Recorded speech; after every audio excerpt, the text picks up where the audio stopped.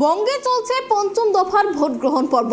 আজ আরামবাগ লোকসভা কেন্দ্রের ভোট গ্রহণ কেন্দ্রগুলিতে সকাল থেকেই শুরু হয়েছে ভোট গ্রহণ। তীব্র গরমের কারণে ভোটদাতাদের ভিড় তেমনভাবে লক্ষ্য করা না গেলেও বয়স্ক ভোটদাতাদের মধ্যে উৎসাহ ছিল রীতিমতো চোখে পড়ার মতো। কারোর বয়স পেরিয়েছে ৮০, আবার কেউ বা সেঞ্চুরি পার করেছেন, কারোর বয়স ১১০ ছুঁতে চলেছে। এরা সকলেই এসেছেন নিজেদের গণতান্ত্রিক অধিকার প্রয়োগ করতে। বয়স্ক মানুষগুলির ভোটদানের উৎসাহ রীতিমতো অনুপ্রেরণা যোগায় নবপ্রজন্মের ভোটদাতাদের। আজ আরামবাগ লোকসভা কেন্দ্রে ভোট গ্রহণ পর্বের দিন। সকাল থেকেই আরামবাগ লোকসভা কেন্দ্রের বিভিন্ন জায়গায় দেখা গেল ভোটারদের মধ্যে ভোটদানের উৎসাহ। তবে লক্ষ্য করার মতো ছিল বয়স্ক ভোটারদের ভোটদানের উন্মাদনা। কারো বয়স পেরিয়েছে ৮০, কেউ বা ১০০ ছুঁই।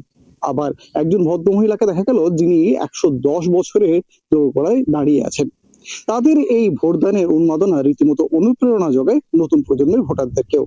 তবে নতুন প্রজন্মের ভোটার কি চিন্তা ভাবনা নিয়ে আসছেন ভোট কেন্দ্রে তাও জানালেন তারা আমাদের ক্যামেরার সামনে। দাদু ভোট দিলেন? হ্যাঁ, আপনার বয়স কত হলো? 90। 90। কি নাম আপনার? মানিক রায়। প্রত্যেক বছরই ভোট দেন? হ্যাঁ, হ্যাঁ, কেন ভোট দেন কেন? ভোট হ্যাঁ, ভোট না দিলে বাসিন্দা বলে জানার কি করে। আচ্ছা। পড়াশোনা করেছি তো ভাববো এটাই যে ভবিষ্যতে কিছু হবে, শুধু এখানকার নয়, ওয়েস্ট বেঙ্গল সব যারা আছে যুব সমাজ সবাই একটা কিছু না কিছু পাক। ভোট দিয়েছেন?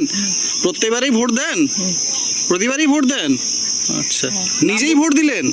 না, আচ্ছা এটা দিয়েছি, আচ্ছা আচ্ছা বলে দিয়েছি। আমার মা, আচ্ছা, কি নাম? আমার মায়ের নাম চকলা ভূঁইয়া। আচ্ছা, উনি প্রতিবারই ভোট দেন? প্রতিবারে ভোট দিই, হ্যাঁ, উৎসাহ থাকে ভোটে। উৎসাহ থাকে। আসে ও নিজে দিতে পারেনি বলে আমি, নাহলে আমার ভাই।